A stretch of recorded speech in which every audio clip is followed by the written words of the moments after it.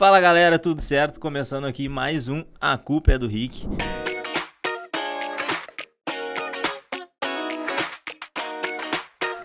E hoje aqui, ó, eu já tive no podcast dele, tá?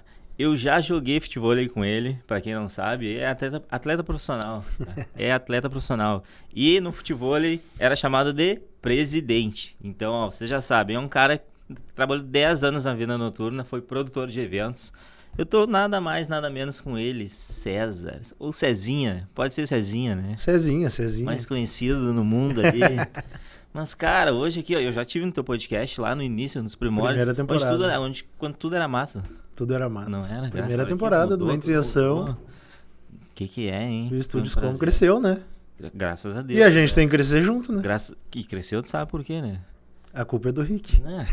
Eu espero, tu viu? Anny, a culpa tem que ser quando as coisas forem boas também, tá? Não só quando forem ruins. Mas vamos lá, vamos trocar essa ideia hoje aqui um pouco sobre a comunicação aí na tua vida, né? Tu começou, a gente estava conversando aqui um pouquinho antes, e 10 anos fazendo produção de eventos. Me conta um pouquinho aí dessa produção, como é que tu fazia e quanto isso impactou na tua vida, assim. Mas não muito, porque a gente vai chegar no final, muito. Cara, produção de eventos. Então, na verdade, muito obrigado pelo convite. É um prazer estar aqui. Que nem a gente disse no início, o estúdio cresce. A gente tem que crescer juntos. Eu já estou na 3ª temporada de Mentes em Ação, 80 e tantos episódios. E tudo de forma orgânica, vale Tudo lembrar. de forma orgânica. E é uma satisfação imensa. Eu falo muito para a Anny, né? Olha como a gente estava 2 anos atrás, há 1 ano e meio atrás, há 1 ano atrás, há 6 meses. Olha como o Rick estava há 2 anos atrás, né? E hoje, pai, com o seu próprio podcast. Ai, quem diria? Com a foto do Belo publicada pelo Belo essa semana.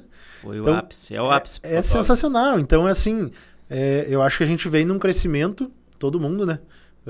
E de mãos dadas. Eu acho que isso é o mais importante. Então, é um prazer, uma satisfação enorme estar vindo aqui falar sobre comunicação, que eu acho que é uma das coisas mais importantes do mundo, no teu podcast, A Culpa é do Rick. E para começar, minha vida profissional ela não começa na produção de eventos, mas a minha veia empreendedora, assim, antes de começar a fazer eventos, eu comecei em 2010, se eu não me engano. Antes disso eu era funcionário público, cara, trabalhei de caixa na C&A, trabalhei em algumas coisas que, nada a ver com o meu perfil, mas até então eu não sabia qual era o meu perfil. Mas já era comunicação também. Já era comunicação. Eu sempre me relacionei com muitas pessoas, né? Amizade, conversar, criar novas conexões, sempre foi aí. E se tu fizer um paralelo, assim, um paradoxo com o que eu vivo hoje, eu só venho crescendo e aumentando isso. Então, em 2010, eu, com 2 amigos, abri uma produtora de eventos e festas em casa noturna. E isso nada mais é do que as pessoas acreditarem em ti e irem para tua festa. Então eu fazia uma festa semanal em uma das melhores casas de Porto Alegre na época, que foi a Quimic, que a gente tinha um conceito de que se a gente vai entrar nesse mercado, tem muita gente boa já no mercado e a gente precisa entrar bem posicionado, né? Então vamos começar uma festa semanalmente numa das melhores casas de Porto Alegre, que era a Quimic. A gente queria fazer pagode, vamos começar com a melhor banda, que era na época o Grupo Zoeira, hoje eles virou Zoeira. E a gente foi, cara. A primeira festa choveu torrencialmente a sexta-feira inteira e a gente falou assim, não é possível. Todos os perrengues não é possível. Possíveis. Cabia 400 pessoas, na casa tinha 453. Quando aconteceu, ontem eu fiz uma publicação no meu Insta até que eu postei, né? Aconteceu. Sim. Quando eu vi o Zoeira entrando no palco, eu nunca vou me esquecer dessa sensação. Quando eu vi o Zoeira entrando no palco e tocando a primeira música e 400 pessoas rindo, se divertindo, conversando, se comunicando, enfim, de diferentes maneiras, eu falei assim, cara, aconteceu. Esse é o caminho.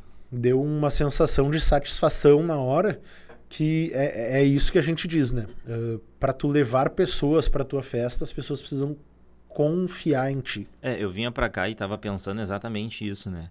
O quão difícil é e quanto essa comunicação ela tem que estar muito afiada para te fazer a pessoa sair de casa, que nem tu disse, numa chuva, ela sair de casa, ela querendo ou não gastar o dinheiro dela, Exatamente. E ela entrar na festa e consumir ainda na festa, Tu tem que passar primeiro uma segurança, e isso tudo através da comunicação, né? Então, Através da comunicação. e naquele tempo, né? Claro, não estamos falando de 100 anos atrás, mas já era um tempo que não era igual hoje, né? Que não tinha tantas redes sociais. Hoje, 15 anos depois, é outro... Que não tinha tantas redes sociais, que tu não conseguia...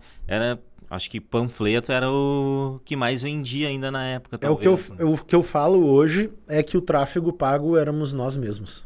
Né? Hoje, a Meta entendeu que, cara, me paga que eu faço teu conteúdo chegar no maior número de pessoas possíveis. Quanto mais tu me pagar, mais eu entrego teu conteúdo. Antigamente, a estratégia era diferente.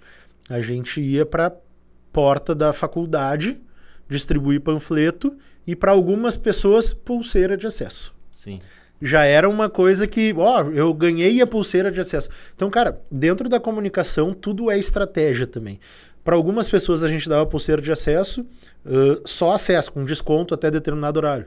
Para outras pessoas a gente, vou isentar o teu ingresso até X horário e depois disso tu chegar atrasado, enfim, daí tu paga.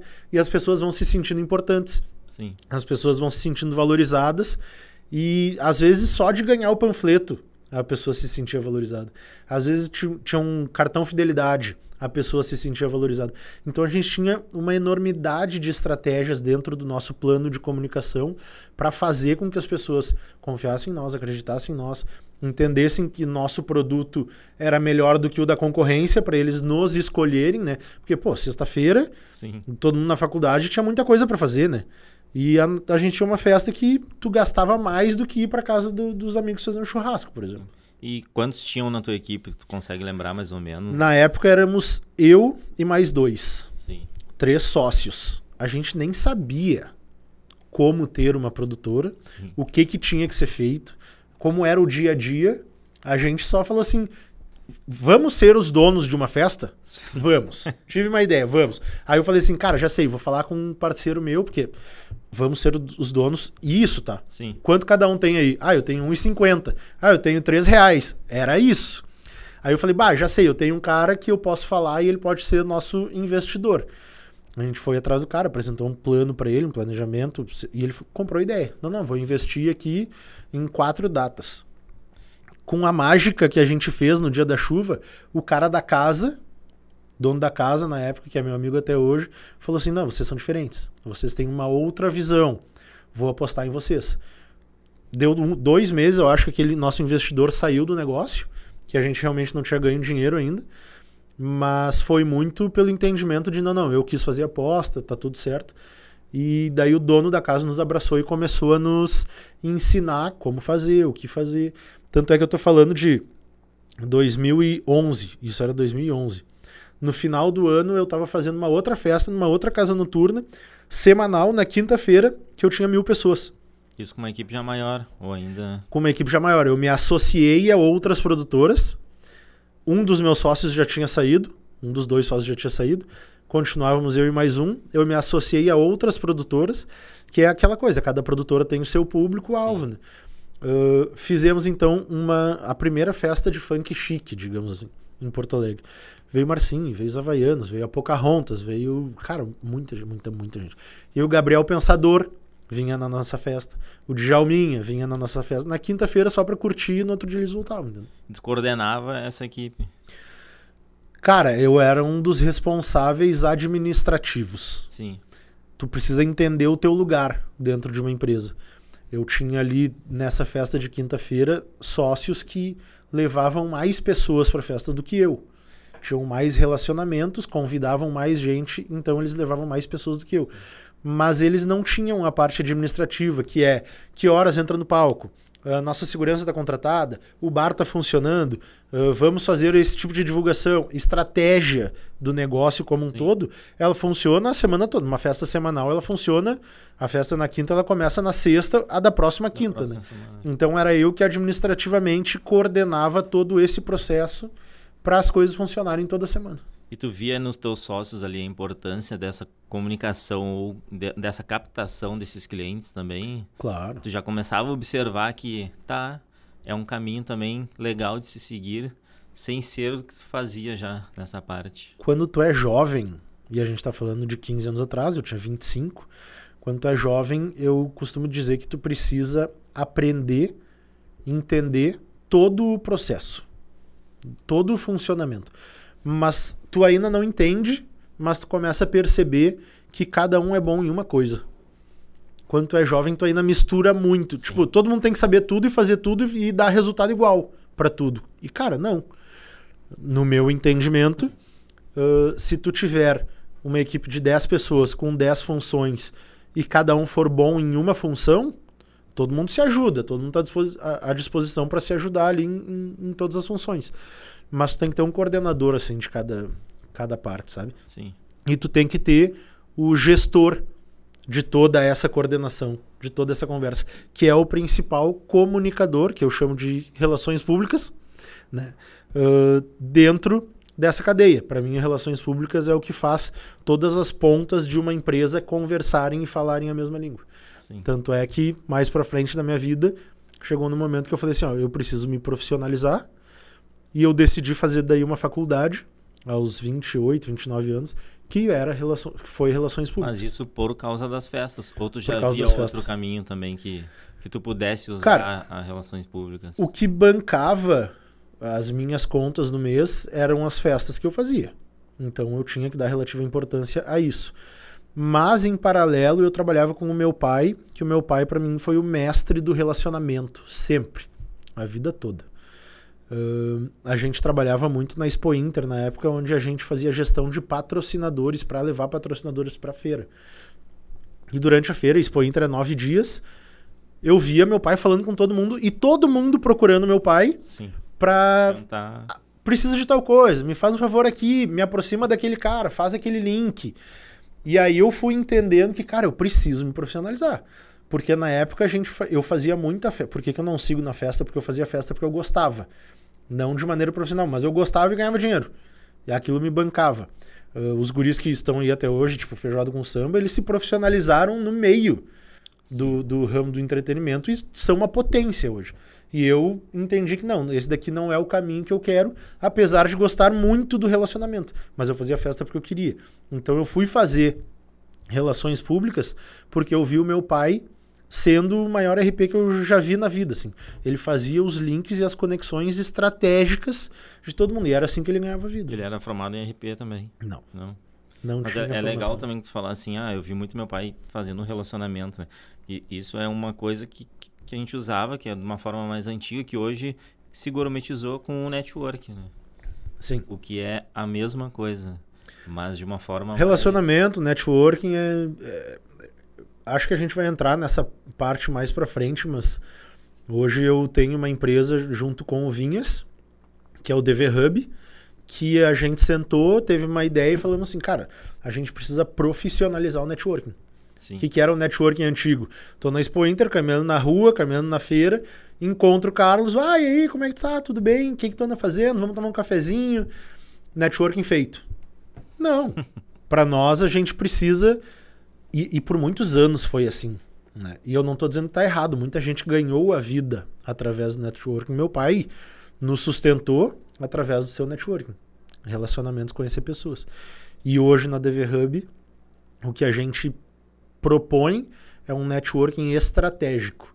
A gente traz as pessoas para dentro desse ambiente, dentro dessa comunidade, para fazer e falar exatamente sobre negócios. Porque tu fazia networking na feira, às vezes falando sobre, contando coisas da tua vida, como é que tá. Esse era o relacionamento. A gente na DV Hub tá profissionalizando o networking. Mas vamos voltar um pouquinho aqui. Bora, volta. Daí tu saiu dos eventos daí. Ou tu Encerrei, saiu porque cara. Tu quis, vou sair da noite, pra mim chega. Ou tu traçou algo que tu almejava e vou tentar seguir por esse caminho. Não, as coisas na minha vida, elas vão acontecendo e eu sempre fui muito ansioso. Sofri por antecedência por muita coisa. E hoje, aos 40 anos, eu consigo olhar para trás e ver as coisas que aconteceram e falar assim, eu podia ter tido mais calma e não ter sofrido. E hoje eu não sofro mais por antecedência. Quando aconteceu o caso da Boate Kiss, eu estava na praia, meu pai, era verão, meu pai me acordou de manhã cedo. Eu acordei, assim, ele chorando, ele falou assim, larga a noite, sai da noite. E eu falei assim, o que aconteceu? Daí que eu fui me inteirar do assunto e tal. E aquilo ali foi um baque pra todo mundo, né? Foi um marco pra noite. Marco histórico mundial. Acho que desde aquele dia nunca mais foi a mesma, assim. Nunca mais foi a mesma. E ali me deu Cara, uma brochada boa. Assim, sabe? Não é aqui o meu caminho. Apesar de eu gostar muito de eventos, apesar de eu sempre ter gostado muito de festa, da noite, de conhecer gente, com o tempo tu vai entendendo que, cara, as pessoas que eu conheço na noite são na noite, sabe? Não são os meus amigos pessoais. Então, é o que eu disse, eu sofria muito por antecedência e eu fui entendendo aos poucos que as coisas vão se ajeitando, vão indo pro seu lugar, e aos poucos ali eu fui saindo da noite. Eu voltei depois, porque era um momento que eu tava desempregado, tava sem grana. Eu me lembro que eu tinha R$75 na carteira e eu prometi pra mim mesmo, eu nunca mais vou ficar sem dinheiro na minha vida. E eu fiquei cara, acho que 6 meses com aqueles R$75 na carteira. Eu saía pra almoçar com meu pai, eu ia pras reuniões com meu pai, eu fiz a minha faculdade pessoal ali.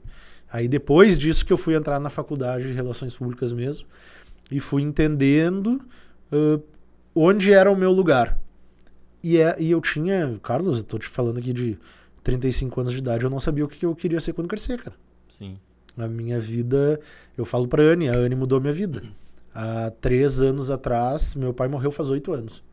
Há 3 anos atrás eu enxerguei aqui no estúdio com um chamado assim da Anne como uma possibilidade real e diferente de eu realizar alguns sonhos. E a gente vem plantando, é aquilo que eu falei no início, a gente vem plantando, construindo e crescendo, e tudo que a gente vem fazendo aqui dentro tá me levando pro caminho que eu acho e eu entendo que é o meu caminho de vida. Sim. Então as coisas vão acontecer. Às vezes é legal planejar. E eu sou muito do planejamento estratégico, eu sou muito da estratégia, eu quero chegar lá, o que eu vou fazer. Mas às vezes as coisas vão acontecendo de surpresa no caminho, assim, e vão... Mas às vezes também a gente não se dá conta, né? Que nem esse tempo ainda eu contei uma história e tu teve ainda o privilégio de escutar, que, né, meu pai mostrou esses tempos uma fita, eu com 4 anos de idade, com uma câmera na mão. Então se tu às vezes também parar pra analisar, e eu tava vindo e refletindo, tu era produtor de eventos, estava envolvido no meio da comunicação. Aí joga lá no futebol, lá a galera te chama de presidente. Tem um podcast também para se comunicar. Às vezes, tu sempre viveu esse mundo sem saber, né? Exatamente. Então, tu vai e depois tu pensa lá no final, pô, era isso. Tudo fez sentido agora. Né? Exato. Porque tu vai vivendo a vida, tu vai fazendo as curvas, tu vai, volta, sobe, desce. E no momento que tu tá passando aquilo ali, talvez tu não entenda o porquê que eu tô passando por isso. Deus tá brabo comigo, tem muita gente que fala isso. E depois, lá na frente, quando tu olha pra trás, tu fala assim, agora eu entendi. Né? O meu pai, ele faleceu em 2018. E quando eu e meus irmãos, a gente entrou no e-mail dele, a gente viu uma mensagem, uma carta que ele preparou e tava nos rascunhos, que ele ia nos mandar. Cara, eu fui fazer de 2015 escrita essa carta. 3 anos antes dele falecer. Eu fui fazer Relações Públicas no 2º semestre de 2015. E antes disso eu nunca tinha pensado em fazer Relações Públicas. Foi assim, ó, preciso me profissionalizar. Vou fazer Relações Públicas. Vestibular, passei e comecei a aula. 1 semana. Isso aí. Lá no início do ano de 2015, na carta, o meu pai fala que o João, que já era formado em advocacia, era um grande advogado, que o Stefano, que é o filho mais novo, era muito técnico. Hoje ele é um dos principais analistas de dados, Business Analytics, se eu não me engano, da Bebidas Fruc. E ele dizia, o César é o maior relações públicas do Brasil. Na carta ele falava isso. E eu fui ler essa carta 3 anos depois que ele escreveu, logo depois dele falecer. E eu nem tinha pensado em fazer relações públicas. Então eu costumo dizer muito isso também. Os pais estão sempre certos. Sempre, sempre, sempre certos. Eles sempre sabem o que é melhor para ti. Não, total, assim, eu tenho os meus pais, eles tiveram uma infância bem, bem pobre, assim, né? Mas meu pai, assim, ele sempre falava, né? Vai atrás do que tu quer, do teu sonho, eu tô aqui. Isso foi até uma briga de família que... Vai te dando ferramentas, porque ele sabe, ele te conhece. Ele te conhece. E mesmo às vezes traçava algum caminho que era diferente disso, né? Tive uma franquia de barbearia, fazia jornalismo. Tipo, não tinha nada a ver. E ele falava, não, mas vai lá. Daí às vezes eu voltava pra ele, não deu certo. Ele, não, é normal, mas uma hora vai dar. Vai dar. E acho que isso também é o legal, assim, é tu escutar principalmente, né? E a gente vai chegar nessa parte também logo, que eu acho que pra mim é bem importante, principalmente na comunicação, né? Que é tu saber escutar. E isso eu acho que o podcast também te proporciona, né? Mas a gente vai estar indo ali. Daí tu saiu da Casa Noturna, fez RP, daí quando te formou, tu começou ou tu já começou a trabalhar em algum lugar? Cara, eu não voltei a trabalhar em lugar nenhum. Voltei a trabalhar no governo do estado. Antes de abrir a minha produtora, eu trabalhei no governo do estado. É outra escola, né? Outra escola. E, tipo assim, antes eu trabalhava muito politicamente. Quando eu voltei pro governo em 2016, eu trabalhava politicamente. Mas eu já entendia que, cara, aqui não é meu lugar. Sim. O secretário me ligou pro meu pai e falou, preciso de uma pessoa como o César aqui. Eu tinha 31 anos. E eu fui para ser chefe da divisão de fiscalização de transportes. Coisa boa. Eu tô desempregado, eu recebi uma proposta com um salário legal. Cara, vou abraçar. Só que no primeiro ano, assim, eu já entendi que esse aqui não é meu lugar. E eu preciso trazer o meu perfil para essa cadeira que eu estou hoje ocupando. E aí eu comecei a fazer uma gestão de pessoas. Porque dentro do nosso departamento, ninguém se falava. Ninguém se comunicava. E as coisas não andavam, naturalmente não andavam. E eu comecei a entender que, bom, a minha equipe precisa funcionar. Eu tô chefiando uma equipe, a minha equipe precisa funcionar. Comecei a fazer reuniões, comecei a entender o perfil de cada um, comecei a dar voz e a dar autonomia para as pessoas desenvolverem. E aos poucos eu fui conhecendo as pessoas que eu estava chefiando, liderando, no caso. E aí eu comecei a implementar alguns padrões de comunicação, dizendo assim, ó, vai lá e faz, me entrega. Se a tua entrega estiver errada, a gente vai sentar e conversar, eu vou te dizer como eu quero a entrega, e tu faz de novo e me entrega de novo. E eu falava para eles assim, eu sei que vocês vão mais errado que acertar, mas o que o meu chefe está me cobrando é esse resultado aqui. Então eu vou talvez ensinar vocês a desenvolver as métricas pessoais de vocês para vocês me entregarem o resultado que eu preciso entregar para minha chefia. Então, eu não fazia fiscalização dos veículos. A minha equipe fazia. Sim. O que eu fazia era gerir a equipe, fazer a equipe se comunicar, conversar para todo mundo entregar o mesmo resultado. E aí a gente escalou na época. A gente baixou a folha de abastecimento da nossa secretaria no estado na época, eu acho que em 70%. Bah. Sabe? E comunicação. Sim. O que tem a ver a comunicação com fiscalização? Tudo. Total. Tudo, porque comunicação tem absolutamente tudo a ver com tudo. As pessoas não desenvolvem, não crescem, não evoluem se elas não se comunicarem. E entender, né, exatamente isso, que cada pessoa vai ter o seu perfil, né? Eu vi isso com os barbeiros, assim, era briga diária entre eles e todo dia um com problema, todo dia um vinha achar algum fio de cabelo ali. Ah, olha só, não posso fazer isso. Ah, mas não posso. Tá, vamos ali, vamos sentar todo mundo e vamos conversar, vamos ver o que tá. O que tá te prejudicando? Tá, e tu, o que tá te prejudicando? E tentar alinhar, porque realmente pessoas são difíceis e quando tu pega personalidades muito diferentes, aí tu tem que ter... E cada pessoa tem o seu padrão de comunicação. Total. Tem gente, vou te dar um exemplo. Tem gente que escreve tudo errado no Whats e não adianta nada eu falar para aquela pessoa, começa a escrever mais devagar para escrever tudo certo. Porque o jeito daquela pessoa é escrever rápido e sai tudo errado. Eu tenho uma amiga que é odonto e ela fala, eu não sei por que eu sou assim. Mas tu entende que, tipo assim, ó, tu precisa entender, eu preciso entender que eu não posso mais conversar com aquela pessoa por WhatsApp. Sim. Porque ela não vai conseguir ter o entendimento de que ela precisa mudar, porque aquilo é o jeito dela, cara. Então tu precisa encontrar uma outra forma de te comunicar com aquela pessoa, porque tu precisa falar com ela.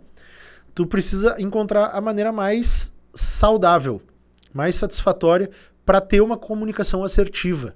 Hoje as pessoas falam assim, César, tu escreve muito bem, tu te comunica muito claramente, mas porque antigamente, quando eu era adolescente, eu me lembro que não tinha WhatsApp, né? Era mensagem. SMS. Falava 2 segundos. E tu tava de papinho com alguma guria, os 3 segundos, tu tava de papinho com alguma guria, e a guria me respondia assim, não entendi.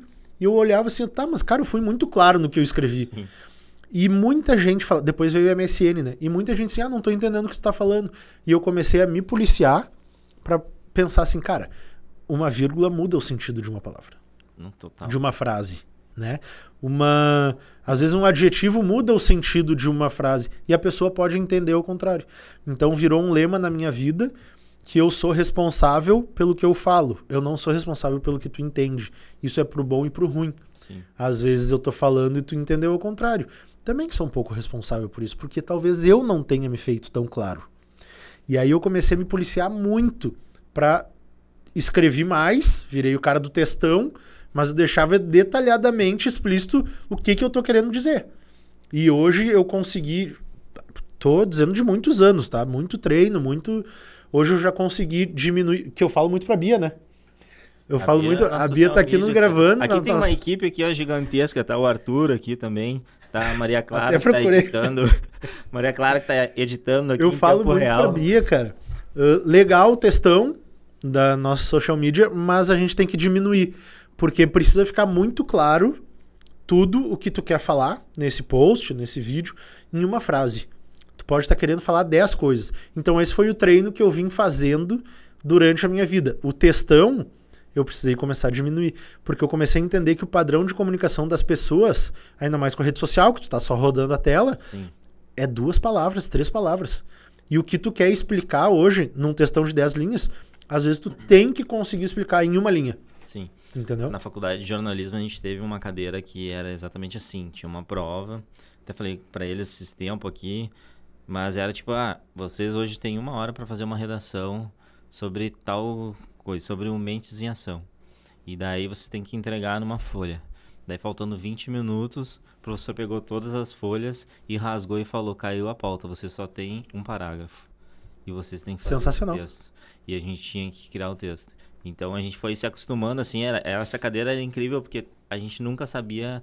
Ele entrava na sala de aula e falava: aconteceu um acidente aqui na frente da faculdade, vocês precisam postar agora no jornal. Eu quero a matéria daqui a 15 minutos. Sensacional. Então ele nos ensinava a ser muito ágil e algo curto, assim, ó. Tu precisa passar todas as informações naquele parágrafo. Muita gente fala assim, mas a maioria das coisas que eu aprendo na escola eu não vou levar pra vida, né?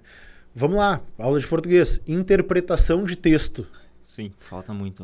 A professora chegava, te dava um texto ali de 3 folhas e ela disse, leiam, interpretem e me devolvam em 1 folha. Isso é tu diminuir o texto e a ideia e fazer a próxima pessoa que vai ler entender tudo aquilo que está escrito em 3 em 1. Né? E aí é essa daí. Uma redação. Não, é 2 parágrafos. E hoje a comunicação na rede social, para mim, é muito isso. A gente tem estudos, né, que mostram, num vídeo, tu tem 0,17 milésimos de segundo para chamar a atenção. Do 0,17 até os 3 segundos para prender a atenção. E depois desses 3 segundos, se a pessoa continua ali no teu vídeo, aí tu passa a tua informação. Cara, como é que tu chama a atenção com 0,17 milésimos? Sim. É um desafio absurdo e absoluto, sabe? Mas tu tem que te adequar a isso, porque hoje, se tu pegar o teu celular e começar a rodar a tela, tu fica menos de 0,17 em vários vídeos, na maioria dos vídeos que tu olha, né? Total. Então, identifiquei que eu sou esse tipo de cliente, eu sou esse tipo de consumidor de conteúdo. Eu preciso fazer os meus vídeos, as minhas comunicações nesse padrão. Mas vamos lá. Fez tudo que tu fez aí. E a ideia do podcast? Cara, a ideia do podcast nasceu da Anne, como eu disse, né? Eu sou muito amigo do Will da Barbatana Barbearia. E ontem a Anne me mandou um print da conversa que ela teve com o Will há 2 anos e meio atrás, 2023, dizendo, Will, tô montando um estúdio eu sei que tu quer ter um podcast, se tu quiser vir aqui um dia gravar, ter uma experiência, ver como é que é. Aí o Will me ligou e falou assim, a Anne, porque a Anne a gente conhece há mais de 30 anos, tá? Menos de 30, mas mais de 20. E o Will também. E aí ele falou assim, a Anne me chamou pra fazer um podcast. Eu disse que eu só vou se eu for contigo. Eu falei, cara, vambora, velho. Vambora, é o que a gente quer, eu gosto. Relações públicas, comunicação, networking, conexões, vambora. E ele queria fazer, o nome do Minha Intenção inicialmente ia ser Na Régua Cast. Eu falei, ô Will, daí é só barbearia, né? O que eu tô fazendo aqui? Não ia ele, combinar. tá, cara, conversando, trocando uma ideia, Mente Sem Ação, chama o nome. Quando eu falei com algumas pessoas, todo mundo, Mente Sem Ação, um baita nome, papapá. Fizemos o primeiro episódio, fizemos o segundo, fizemos o terceiro. A Anne gostou, a gente começou a aparecer para um público, foi uma estratégia de comunicação da Anne, Sim. através dos guris, do César e do Will. Eu vou mostrar o estúdio para tantas outras pessoas, vai aparecer em tantos outros lugares. E a gente fez a primeira temporada, 16 episódios. Começou a segunda, no primeiro e segundo episódio, daí a gente já estava no estúdio novo. E o Will falou assim, cara, tô com outros projetos, eu vou precisar me afastar e tal. E normalmente quando isso acontece, a pessoa fala assim, acabou tudo, já era. E eu, nesse momento, falei assim, eu estou com uma oportunidade de ouros nas mãos. Eu falei, Will, boa sorte, tudo que tu precisar, conta comigo, tamo junto. Continuo cortando meu cabelo até hoje lá, né, mas... E falei pra Anne, o Will tá querendo sair. E a Anne falou, tu quer continuar? Eu falei, óbvio, vou continuar. E aí a minha primeira dificuldade foi, eram sempre 3 pessoas na mesa, no mínimo, né? Eu, o Will e um convidado. Enquanto o Will conversava, eu tava aqui pensando na pergunta. Pensando na próxima. Pensando onde é que eu vou engatar. E a primeira dificuldade foi a seguinte, era eu e o Carlos hoje. Sim. Enquanto ele tá falando, eu tenho que prestar atenção na pergunta dele. E já tenho... a resposta dele também seja... Eu tenho que estar prestando atenção na resposta dele e já tô pensando na próxima pergunta e ainda se eu tenho um gancho importante para fazer aqui. Sim. Cara, os 2 primeiros que eu gravei sozinho foi um absurdo, assim, eu muito nervoso, muito assustado. Mas, cara, depois só foi. E hoje é muito natural eu chamar um convidado e as pessoas falarem assim, meu Deus, o que eu vou falar no podcast? Eu não sei o que eu vou falar. Sim. Sabe? E eu digo, cara, tu vai falar de ti. Qual é a dificuldade de tu falar de ti, da tua vida? Não tem dificuldade. E aí eu tô, desde o início da segunda temporada, então, sozinho. Eu tô em 85 episódios, eu acho. 15 ali, 16, o Will fez comigo. Então eu tô a 70 episódios sozinho, sozinho entre aspas, sim, com todo o estúdio, né, como suporte. Que Estúdios Combo é coisa mais maravilhosa, né? Todo o suporte mesmo. Gravação, edição, foto, recortes, postam o meu episódio no YouTube, ficam me incomodando dizendo o que tu acha de nós fazer isso, o que tu acha de nós fazer aquilo. Então é toda uma consultoria estratégica que o Estúdios Combo presta para quem vem gravar os podcasts aqui. E durante esses episódios assim que tu gravou sem o Will, tá?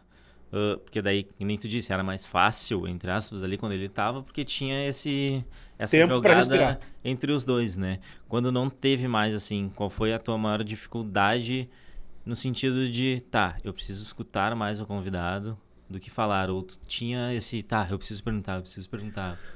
Cara, aí eu criei... Pode terminar. Porque esse tempo eu tava conversando com a Débora, que é uma que tem também um podcast, e ela disse que no início ela tinha muita dificuldade, assim, porque ela achava que ela tinha que passar o tempo inteiro perguntando, né? Até que uma pessoa que assiste os podcasts dela falou, olha só, eu gostaria de escutar um pouco mais o convidado, porque eu entrei para olhar o que o convidado quer falar. Perfeito. E ela falou, não, aí tá um ponto que é muito interessante que eu vou levar para os próximos podcasts. Daí no podcast seguinte, ela até brinca, que ela, acho que foi o podcast que ela mais ficou quieta. Daí ela falou, até me senti mal, assim. Mas tu chegou a encontrar essa dificuldade, assim, ou foi fluindo? Sim, eu tive que encontrar maneiras de como que eu ia fazer um desenvolvimento maior, né? Então eu comecei a estudar, porque no início é assim, cara, vamos sentar e bater um papo. Não é só isso.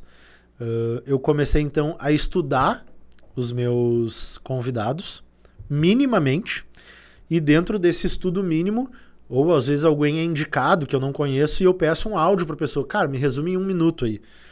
E dentro desse 1 minuto eu desenvolvo um briefing que eu mando para a pessoa dizendo assim, ó, quero seguir esse caminho. Né? Hoje a gente gravou um episódio, por exemplo, o último episódio que eu gravei foi com o meu tio que resolveu se mudar para a Itália aos 60 anos de idade. E eu falei antes de começar, eu falei para ele, cara, não quero saber da tua vida. Sim. Dos 60 anos para trás eu não quero saber. O que eu quero hoje nesse episódio é mostrar para nossa audiência a coragem de uma pessoa aos 60 anos se mudar, largar tudo e se mudar para a Itália, se mudar para o exterior. Então, assim, eu comecei a entender que o podcast ele também tinha uma estratégia. Né? Fiz um briefing para me guiar, mas o podcast ele é muito a troca, é o olho no olho. É 1 hora sem pegar o celular, sem olhar para o lado, conversando direto com a pessoa. Tem vezes que eu nem sigo o briefing.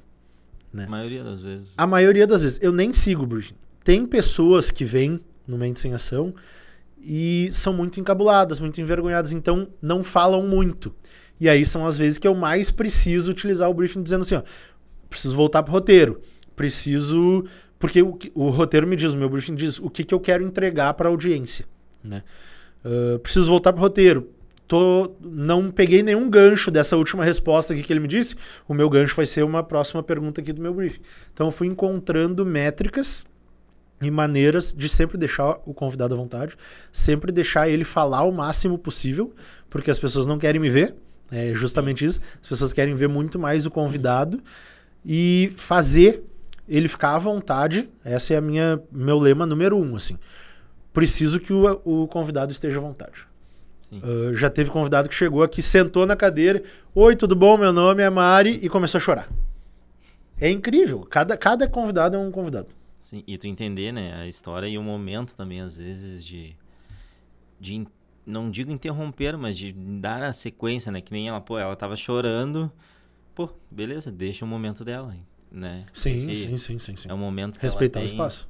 E durante, até tu chegar a começar ali as gravações no podcast, tu acha que fez muita diferença toda a tua trajetória na noite ali? Claro. E, tipo, linkou, né? Fez o link desses fios, dessas pontas soltas, fez esse link, ou tu acha que não? Ali foi... O podcast foi uma escola nova e ali passou. Absurdamente sim. E eu vou te justificar isso da seguinte maneira.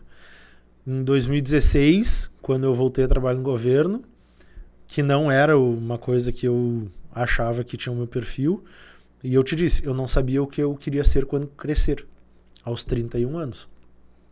Eu comecei a fazer o podcast e ainda depois desse período no governo, eu ainda voltei pra noite, fiz mais festas, conheci mais gente. Então o relacionamento sempre foi o meu ponto forte, digamos assim, que eu mais gostava de fazer. Quando eu comecei a fazer o podcast em 2023, eu ainda não sabia o que eu queria ser quando crescer. Eu já estava formado na faculdade, cara. Me formei em 2018, Sim. Em 3 anos eu me formei. Fazia 15 cadeiras por semestre. De 2018 a 23 são 5 anos. Eu ainda não sabia o que eu queria ser quando crescer. E eu vim fazer o podcast e eu comecei a entender o podcast. É o que eu disse, é um networking profissional.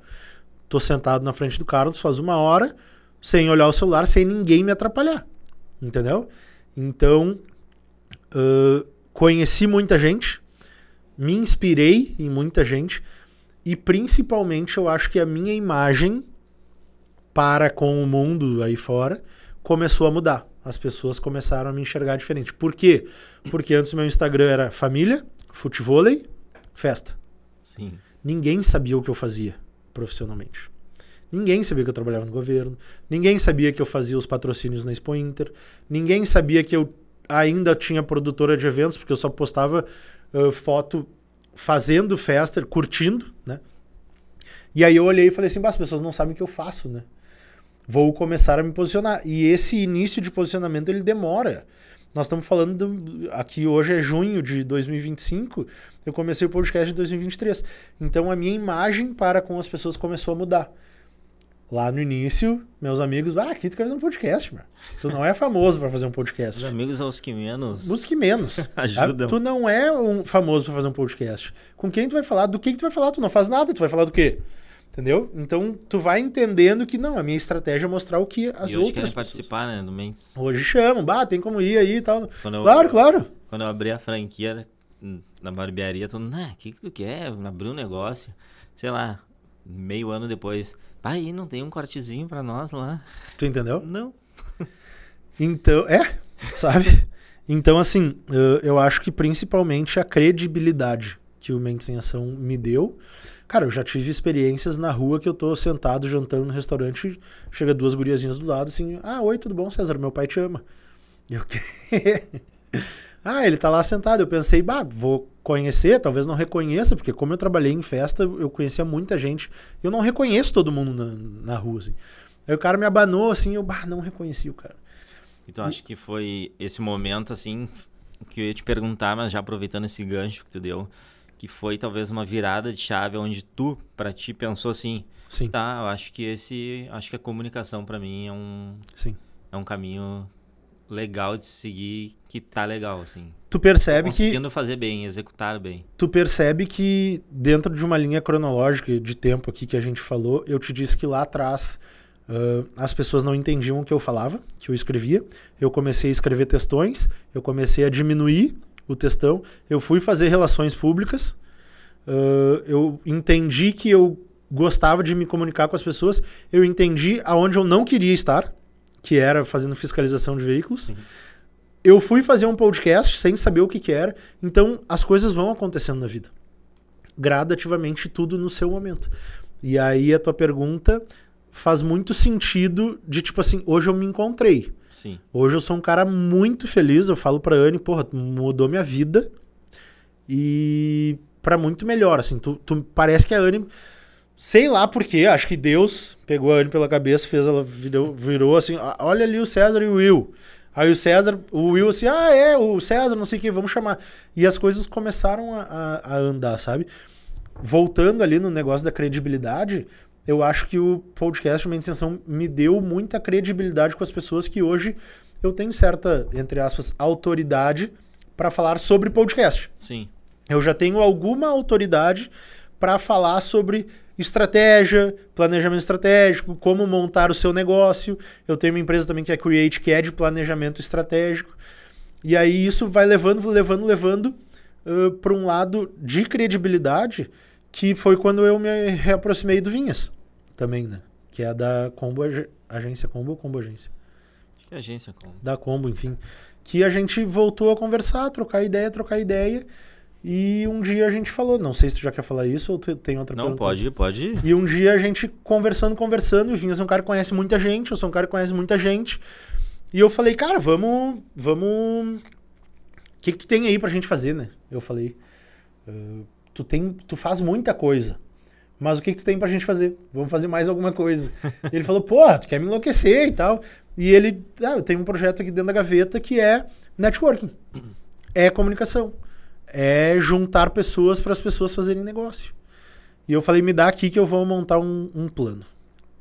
Cara, eu fui para casa, eu acho que em 2 noites eu virei, assim, literalmente assim, tá? Sentei na minha mesa em casa, liguei meu abajurzinho, cafezinho, 2 noites escrevendo, desenvolvendo, planejando, projetando.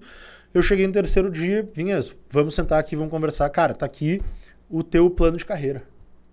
E ele, como é meu plano de carreira, cara? Eu já tenho uma carreira. Eu, não. Lê, me diz o que tu acha. Ele, cara, é isso que eu quero. Gostei muito. A partir de agora a gente vai começar a conversar sobre isso aqui, sobre esse negócio, sobre essa empresa e vamos desenvolvendo. E aí a gente começou a fazer 3 reuniões semanais. Tinha reunião assim que eu pensava, cara, não tem nem o que falar nessa reunião. E sempre tem. Tá? Sempre tem. Até a gente fazer o nosso primeiro evento da DV Hub. Escolha de nome, conceito, o que a gente vai fazer, o que a gente vai oferecer para as pessoas, qual é a solução, qual é a solução que a gente está oferecendo. E a gente resolveu, vamos fazer o primeiro evento, que era um churrasco informal na casa dele, vamos convidar os maiores empresários que a gente conhece e vamos trocar ideia, e vamos fazer eles conversarem. Cara, primeiro evento, sucesso absoluto. 40 e poucas, 50 pessoas... E que já saíram do evento quando o Vinhas disse isso, né? Eu quero montar aqui um ecossistema de pessoas que vão se agregar de pessoas que vão se ajudar, vão colaborar umas com as outras, porque vocês são os principais empresários e empreendedores aqui do nosso mercado hoje. Cara, Eugênio Planeta Atlântida, tava o pessoal da Red Bull, tava o pessoal da Ambev, tava o pessoal da Heineken, tinha empresário jogador chancelado na FIFA, tinha advogado, tinha pessoal das bets, casa de aposta. Cara, tinha muita gente, muita gente. E tinha gente até de, tipo, eu tenho um coworking de nutricionistas. E essa pessoa foi conversar com a Heineken. Me diz o que a Heineken e nutricionistas combinam. Sim. Nada. Eles começaram a conversar e a Heineken falou, não, tem uns produtos naturais. Ah, eu tenho um coworking de nutricionistas. Vamos fazer negócio, vamos... E daí estão conversando ainda, estão desenvolvendo uma parceria, mas que nasceu dentro do nosso, do nosso evento, entendeu? Então, a DV Hub, de novo, toda aquela linha cronológica, desde o textão até eu chegar hoje no DV Hub dizendo assim, vocês são nossos conhecidos e nós somos o link que vai juntar todos vocês. Cada um de vocês, digamos que é um ingrediente dessa receita de um bolo. E nós vamos ser o ovo, que é o que liga todo mundo. Sim. Comunicação pura. Eu estava lá fotografando esse evento, né? E eu não conhecia todos que estavam lá. Acredito que tu conhecia mais do que eu, quem era cada um. E eu tive a sensação assim, pô, que legal, que top esse evento. Sabe? Imagina então pra ti que também criou esse evento e olhar assim, às vezes, dar um passo pra trás assim, né? E olhar e, pô, ficou top. Sabe o sentimento de satisfação? Que nem, acho que teve uma foto que eu tirei tua do Eugênio. Eu falei, cara, isso aqui pra ele deve ser... É que nem a foto Eugênio... minha postada pelo Belo, sabe? Sabe? Tipo, meu, é o pico aqui. O Eugênio era melhor amigo do meu pai. Quando eles eram saída de adolescência, início da vida adulta, eles eram muito amigos. E... Então, eu fui em todos os planetas Atlântida desde sempre, assim. O Eugênio mandava ingresso pra nós. E a gente convivia com o Eugênio. Meu pai fazia negócios com o Eugênio também. Então... Depois de muitos anos eu poder reencontrar, acho que a última vez que eu tinha visto o Eugênio era no velório do meu pai. Depois de muitos anos eu poder reencontrar o Eugênio e parar numa roda de conversa com ele e falar sobre negócios, na roda tava eu, ele e o Jorge, o Barba, Sim. Que é da Alfa hoje. E o Eugênio falando assim, porra, esse gurizinho aqui ia nos meus eventos, ele ia na garupa do pai dele e hoje nós estamos no evento dele. Sabe? Então, cara, esse sentimento de satisfação e eu poder conversar na roda de conversa ali sobre eventos, sobre, eu conheço fulano que pode te trazer uma solução, eu conheço Beltrano que vai gostar do teu produto, tu pode levar para ele. Eu poder ter esse tipo de conversa com os caras que foram minhas referências lá quando eu era novo, criança, adolescente, enfim, é uma satisfação incrível, sabe? E saber que a gente está chegando com muita força nesse mercado que eu chamo dos mais experientes, né? Os cabeça branca. Sim. Que ali na frente nós vamos ser os cabeças brancas. Eu falei pro Vinhas, cara, a gente vai começar a plantar agora uma semente que a gente pode até começar a colher agora, mas a nossa lavoura, ela vai crescer muito. E lá na frente nós vamos ser os cabeças brancas da gurizada que vai estar entrando com força nesse espaço que a gente já vai estar ocupando há muito tempo. Então, é um crescimento, é um desenvolvimento, muita estratégia e paciência. Cara, acho que pra mim foi uma aula. A gente não parece, mas a gente tá 55 minutos aqui já falando. Passou muito rápido, né? E pra encaminhar a final, eu queria te fazer uma última pergunta, assim. Acho que lá do início até o dia de hoje aqui, sentado, toda a bagagem que tu construiu, tu criou uma responsabilidade hoje muito grande, né? Com o que tu posta, tu cria opiniões, tu forma opiniões de outras pessoas que estão te assistindo. Pra ti hoje, qual a importância disso e quanto cuidado tu tem que ter hoje com isso, né? Porque hoje tu tem uma arma na mão que tu tem que ter muito controle. Não é o Cezinha que pode postar hoje recebendo um balde de ceva bem louco na festa, né? Exatamente. Hoje tu carrega tudo que tu foi acumulando e tu criou. Então, pra ti hoje, qual é essa responsabilidade quanto tu assume essa responsabilidade? Cara, uma das pessoas que eu acho que eu mais tenho essa responsabilidade tá aqui nos gravando hoje, que é a Bia, que eu falo muito pra ela, assim, a gente fala muito sobre estratégias de comunicação do estúdio e eu entendo justamente essa responsabilidade de hoje eu sou um cara mais velho, um cara mais experiente e a nova geração tá vindo aí. E é muito do que tu falou, imagem, posicionamento. Eu não posso hoje estar numa festa loucão, bêbado e ser fotografado. Eu tomo muito cuidado com isso. Aonde eu tô, com quem eu tô. Eu não tô dizendo que eu deixei de fazer coisas que eu gosto de fazer. Não. Mas a minha postura, hoje ela precisa ser profissional. Porque é o meu rosto e o meu rosto é o que traz a credibilidade com as pessoas. Uma frase que eu aprendi com meu pai é: relacionamento vale mais do que dinheiro. Através do relacionamento, tu pode multiplicar infinitas vezes o dinheiro que tu tem, ou que tu vai ter, ou que tu faria em um negócio. Porque com relacionamento, o relacionamento ele abre portas que o diploma às vezes não abre. Essa é a questão. E aí, para finalizar, responder a tua pergunta, a minha responsabilidade é justamente de conseguir mostrar para a galera que está vindo logo atrás, e eu digo que os mais velhos aprendem muito com os mais novos, né? Chegou, sei lá, 10 anos atrás, TikTok. Pergunta para uma criança como se usa o TikTok, ele vai te ensinar. Eu talvez até hoje não saiba usar todas as ferramentas do TikTok, entendeu? Então a gente tem uma responsabilidade muito grande de gestão com essa galera que vem vindo. Eu troco muita ideia com a Bia, digo assim, cara, talvez faz assim, talvez faz assado. Eu preciso aprender o padrão de comunicação da Bia, o que ela gosta, o que ela não gosta de ouvir, para eu conseguir me fazer entender. Não é que eu tenho que me importar se ela gosta ou não, não é isso.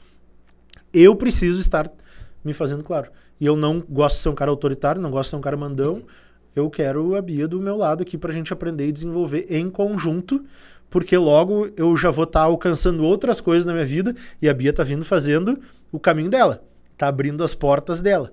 Então eu preciso também preparar esse caminho e deixar organizado para ela vir fazer o plantio dela, entendeu? Sim. E não só a Bia, toda a galera mais nova aí, a galera tá na faculdade, que tá saindo do colégio, que hoje em dia tudo é muito mais rápido. Então, sim, eu tenho muito essa preocupação com imagem, mas eu não deixo de mostrar para as pessoas o cara que eu sou.